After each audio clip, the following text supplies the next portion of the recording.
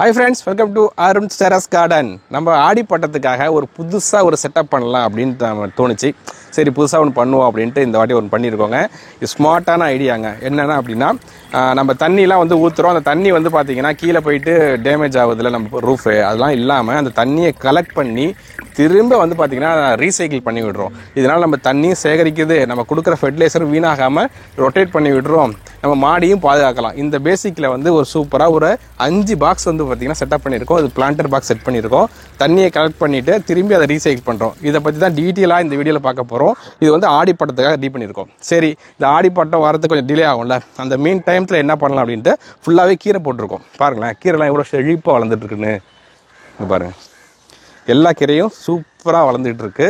இதை பற்றி தான் நம்ம டீட்டெயிலாக இன்றைக்கி பார்க்க போகிறோம். இது எப்படி செட் பண்ணியிருக்கேன், எப்படி கீரைலாம் போட்டேன், எப்படி வளர்ந்துருக்குன்னு நான் டீட்டெயிலாக பார்க்க போகிறோம். இதில் வந்து ஒரு 5 வகையான கீரை போட்டிருக்கோங்க.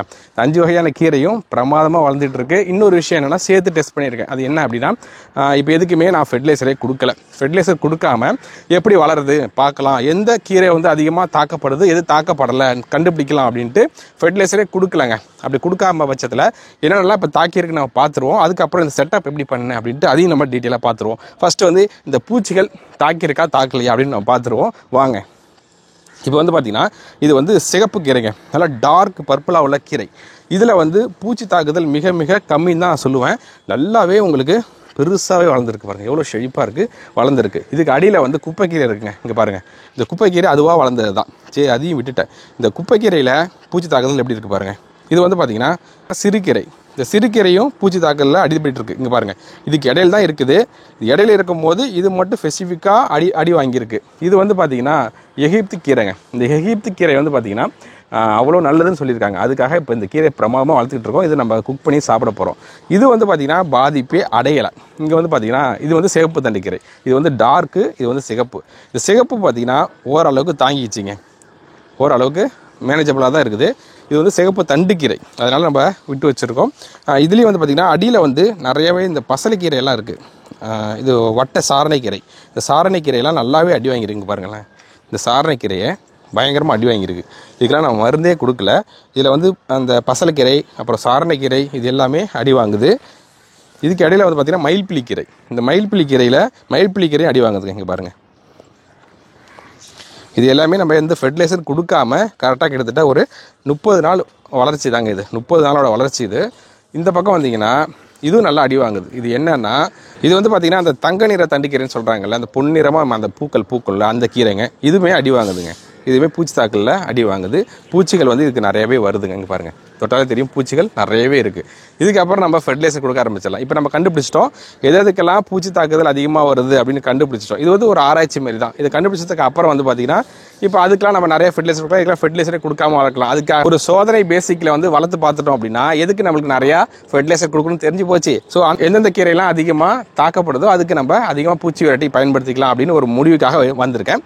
ஸோ இப்போ இந்த கீரை எல்லாத்தையும் நான் ரிமூவ் பண்ணிவிட்டு ஆடி பட்டத்துக்குள்ள காய்கறிகள் இதில் போட போகிறேன். ஸோ கீரை போட்டதுக்கு அப்புறம் நம்ம காய்கறிகள் போட்டோம் அப்படின்னா பிரமாதமாக வளரும், மண்ணும் நல்லா செட் ஆகிருக்கும்.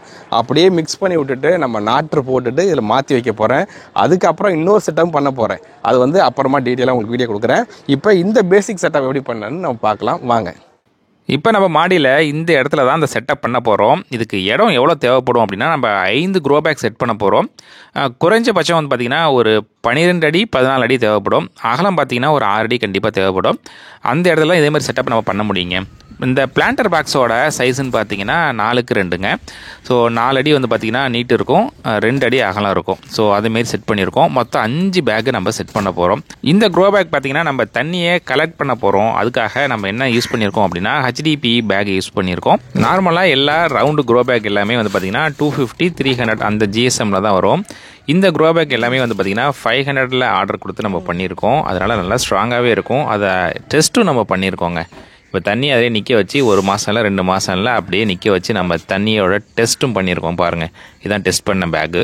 அதுக்கப்புறம் தான் நம்ம வந்து இம்ப்ளிமெண்ட் பண்ணுறோம். இதே மாதிரி நம்ம டெஸ்ட் பண்ணி பண்ணும் பொழுது தான் நம்மளுக்கு உண்மையான ரிசல்ட் கிடைக்கும். அதுக்காக இப்படி பண்ணியிருக்கோங்க. இப்போ நம்ம 5 பிளான்டர் பாக்ஸையும் வரிசலாக வச்சாச்சு. ஒரு பிளான்டர் பாக்ஸுக்கும் இன்னொரு பிளான்டர் பாக்ஸுக்கும் கம்மியாக தான் ஸ்பேஸ் விட்டுருப்போம். நம்ம மாடியில் வந்து கம்மியாக தான் இடம் இருந்துச்சு, அதனால் கம்மியாக ஸ்பேஸ் விட்டுருக்கோம். இதுவே கொஞ்சம் அதிகமாக இடம் இருக்கிறவங்க கொஞ்சம் அதிகமாக விட்டே வச்சுக்கலாம். இப்போ அடியில் வந்து பார்த்திங்கன்னா ஒவ்வொரு க்ரோபேக் அடியிலையும் நம்ம டேங்க் நிப்பிள் கனெக்ட் பண்ணியிருப்போங்க. அந்த டேங்க் நிப்பிள் எல்லாத்தையும் வந்து நம்ம ஒரு பைப்பை வச்சு அதில் எல்டியை போட்டு கனெக்ட் பண்ணி லாஸ்ட்டாக உள்ள ஒரு எம்டி பாக்ஸில் வந்து இதை நம்ம தண்ணியை கலெக்ட் பண்ண போகிறோம். அதுக்கான செட்டப் நான் இப்போ நான் பண்ணிக்கிட்டு இருக்கேன். இது எல்லாமே வந்து பார்த்திங்கன்னா 1.25 இன்ச்சில் பண்ணுறோம். ஏன்னா தண்ணி வெளில வந்து ஃப்ரீயாக போகணும் இல்லையா, அதுக்காக 1.25 இன்ச்சு பைப் செட்டப் நம்ம பண்ணிக்கிட்டு இருக்கோம். இப்போ ஃபுல்லாகவே அடியில் வந்து செட்டப் பண்ணியாச்சு, ஒட்டி எடுத்தாச்சு. இப்போ பைப்பை வந்து கனெக்ட் பண்ணிவிட்டு எல்லாமே எடுத்துகிட்டு போயிட்டு கலெக்ட் பண்ணுற இடத்துல நம்ம இப்போ கனெக்ஷன் கொடுத்துக்கிட்டு இருக்கோங்க. இப்போ இந்த பாக்ஸில் தான் நம்ம தண்ணியை கலெக்ட் பண்ண போகிறோம். இந்த பாக்ஸு தான் சப்ளை பாக்ஸு. எல்லாத்துக்கும் வாட்டர் சப்ளை இந்த பாக்ஸ்லேருந்து தான் நம்ம நடக்க போகுது. இப்போ நம்ம ஒரு க்ரோ பேக்கில் தண்ணியை ஊற்றுறோம். அந்த தண்ணி வந்து பார்த்திங்கன்னா நம்மளுடைய சப்ளையர் பாக்ஸுக்கு வரணும். இப்போ நம்மளுடைய சப்ளையர் பாக்ஸுக்கு தண்ணி வந்துடுச்சுங்க. கரெக்டாக ஃப்ளோ நம்ம செட் பண்ணியிருக்கோம். ஃபஸ்ட் இடத்துல கொஞ்சம் ஹைட்டு அதிகமாகவும் வர வர லைட்டாக கம்மி பண்ணிட்டோம். அதேமாதிரி ஃப்ளோ கரெக்டாக இருக்குது. இந்த பாக்ஸ் தான் வந்து நான் சொல்லியிருப்பேன், ஆல்ரெடி டெஸ்ட் பண்ணோம். தண்ணியை ஊற்றி எந்த அளவுக்கு வந்து தண்ணி வந்து நிற்கிது அப்படின்னு டெஸ்ட் பண்ணோம். எங்கேயாவது ஓட்டை இருக்கா அப்படின்னு சொல்லி டெஸ்ட் பண்ணோம். அதுக்காக உள்ள டெஸ்ட் பண்ணப்போ இந்த பாசிலாம் நிறைய படர்ந்துருச்சு. இப்போ அதெல்லாம் க்ளீன் பண்ணி சுத்தமாக மண் இல்லாமல் எடுத்துக்கிட்டு அடுத்து வந்து இதில் என்ன பண்ண போகிறோம் அப்படின்னா நம்மளுடைய ட்ரைன் செல் போட்டு ஜியோ ஃபேப்ரிக் கிளாத் போட்டு செட் பண்ண போகிறோம்.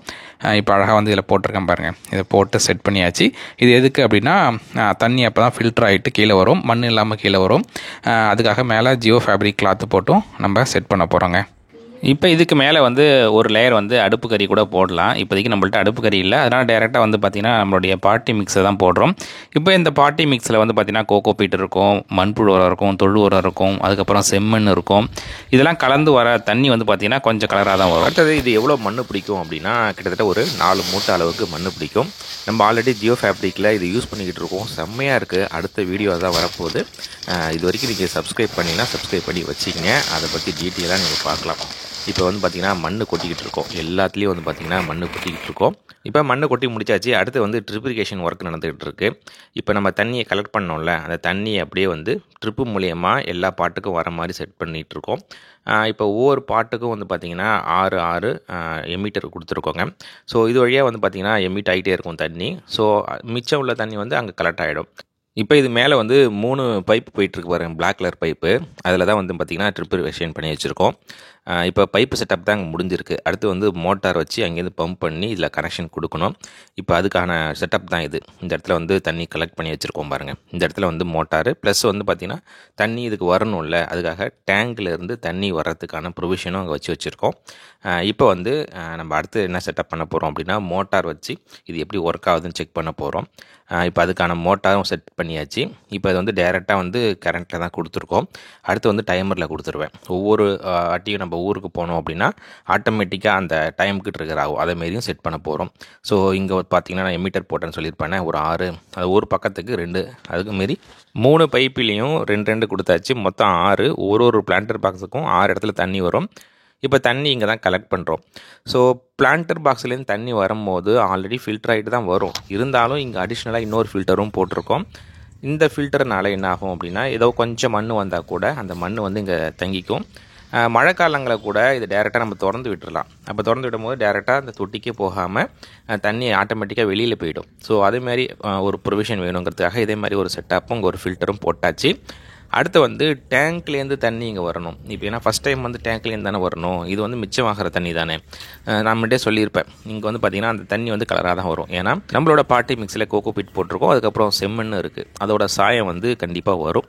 இது கொஞ்ச நாளைக்கு வரும். அதுக்கப்புறம் செடி வச்சு செடி நல்லா வளர்ந்து செடி சாப்பிட ஆரம்பிச்சிருச்சு அப்படின்னா அந்த பிரச்சனை இருக்காது, படிப்படியாக குறைஞ்சிரும். அடுத்த ஈல்டுக்கெலாம் வந்து பார்த்திங்கன்னா தண்ணி வந்து பியூராக தான் வரும். இப்போ வந்து உள்ளுக்குள்ளே தண்ணி வரதுக்கான வால்வும் செட் பண்ணியாச்சு. இது கட் ஆஃப் வால்வு. இப்போ தண்ணி ரீச் ஆனோடனே ஆட்டோமேட்டிக்காக கட் ஆகிடும். தண்ணி குறைஞ்சிச்சு அப்படின்னா ஆட்டோமேட்டிக்காக ஓப்பன் ஆகிட்டு தண்ணி நம்மளுக்கு கிடைக்க ஆரம்பிச்சிடும். இந்த இடத்துல லாக் பண்ணிட்டோம். இப்போ ட்ரிப்பை போட்டாச்சு. ட்ரிப்பு ஒர்க் ஆகிட்டு இருக்கு பாருங்கள். அழகாக செடிக்கு தேவையான தண்ணி அழகாக ட்ரிப்பு மூலியமாக நம்ம கொடுத்துடலாம். இந்த செட்டப்பை ஒரு ஆடி மாதத்துக்கு 2 மாதம் முன்னாடியே நம்ம ரெடி பண்ண ஆரம்பிச்சிட்டோம். அதுக்கப்புறம் 1 மாதம் கேப் இருந்தது. அந்த கேப்பில் தான் வந்து பார்த்திங்கன்னா இந்த கீரைலாம் போட்டு எடுத்துகிட்டு ஆடி மாதத்துக்கு பிளான்ட் வைக்கணும் இல்லையா, அதுக்கு முன்னாடியே போட்டு எடுத்துட்டோம். இப்போ வந்து அந்த கீரை எல்லாருமே போடுவோம். கீரை போடும் போது சாம்பல் கலந்து போடலாம். அப்படி இல்லைன்னா போட்டதுக்கப்புறம் சாம்பல் வந்து மேலே தூவிடணும். அப்படி தூவும் போது ஃபங்கஸ் வராமல் இருக்கும். அந்த பிளான்ட் வந்து பார்த்திங்கன்னா ஹெல்த்தியாக வளரும். அதுக்கு முக்கியமாக தேவை சாம்பல். அந்த சாம்பல் வந்து ராட்டி சாம்பலாக இருக்கணும். இப்போ எல்லாத்துலேயுமே நம்ம கீரை விதையை போட்டுட்டோம். கீரை விதை போட்டோன்னே கீரை பிரமாதமாக வளர ஆரம்பிச்சிருச்சு. ஏன்னா அழகாக நம்ம ட்ரிப்பும் போட்டதுனால எல்லாமே செழிப்பாக வளர ஆரம்பிச்சிருச்சு. இதை மாதிரி நீங்கள் ட்ரை பண்ணி பாருங்கள். இப்போ நீங்கள் வந்து பார்த்தீங்கன்னா ஃபஸ்ட் டைம் வந்து கீரையை போட்டுடுங்க. அதுக்கப்புறம் விதை போட்டு பாருங்களேன். இப்போ கொடி காய்கறிகள் ஏதோ போட போகிறீங்க, பீர்க்கன் போடலாம், அதுமாரி எதாவது போட போகிறீங்க அப்படின்னா ஃபஸ்ட் டைம் கீரையை போட்டு எடுத்துகிட்டு அதில் நீங்கள் போட்டு பாருங்கள். நல்லா டிஃப்ரென்ஸ் தெரியும். நீங்களே வந்து பார்த்தீங்கன்னா ஐடென்டிஃபை பண்ணலாம்.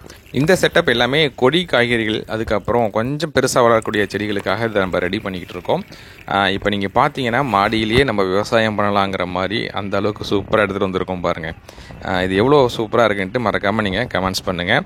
இப்போ செடி எப்படி வளர்ந்துருக்குன்னு நம்ம பார்க்கலாம். பார்த்தீங்களா எவ்வளோ பிரமாதமாக வளர்ந்துருக்கு பாருங்கள். இந்த எகிப்து கீரையை பற்றி ஆல்ரெடி நம்ம வீடியோ கொடுத்துருக்கோம். ஆல்ரெடி பறித்து நல்லாவே சமைச்சாச்சு. அதே போல் இந்த தண்டு கீரையும் நம்ம தேவைக்கு ஏற்ற மாதிரி 1-2 டெய்லி நம்ம பறிச்சிக்கிட்டே இருப்போம். பறிச்சது போக மீதி எல்லாமே இங்கே எவ்வளோ உயரமாக வளர்ந்துட்டு இருக்கு பாருங்கள். எல்லாமே இதுக்கப்புறம் பூ வைக்க போகுது. இதுலேருந்து நம்ம ரிமூவ் பண்ணிவிட்டு அடுத்த ஆடிப்பட்டத்துக்கான விதையும் போட்டாச்சு. அதை பற்றியான அப்டேட்டும் அடுத்தடுத்து வரப்போகுது. இது வரைக்கும் நீங்கள் நம்ம சேனலை சப்ஸ்கிரைப் பண்ணலாம், சப்ஸ்கிரைப் பண்ணுங்கள். இந்த வீடியோவை எல்லாருக்கும் ஷேர் பண்ணி விடுங்க. மாடியில் விவசாயம் பண்ணணும்னு நினைக்கிறவங்க எல்லாருமே இதை பார்த்து தெரிஞ்சுக்கலாம். அதுக்காக தான் முழுமையான வீடியோவை இதை கொடுத்துருக்கோம். அடுத்த கொடி காய்கறிகள் போட்டு அதோட அப்டேட்டும் படிப்படியாக ஒன்று ஒன்றா வந்துக்கிட்டே இருக்கும். உங்களுக்கு மாடித்தோட்டத்துக்கு தேவையான மாடித்தோட்டத்துக்கான UPVC ஃபஸ்ட் குவாலிட்டியான ஸ்டாண்டு, அதுக்கப்புறம் மாடித்தோட்ட செட்டப், இது எல்லாமே நம்ம பண்ணித்தரோம். ஜியோ ஃபேப்ரிக் க்ரோ பேக்கும் நம்மள்ட்ட அவைலபிளாக இருக்குது. வேணுங்கிறவங்க காண்டாக்ட் பண்ணுங்கள்.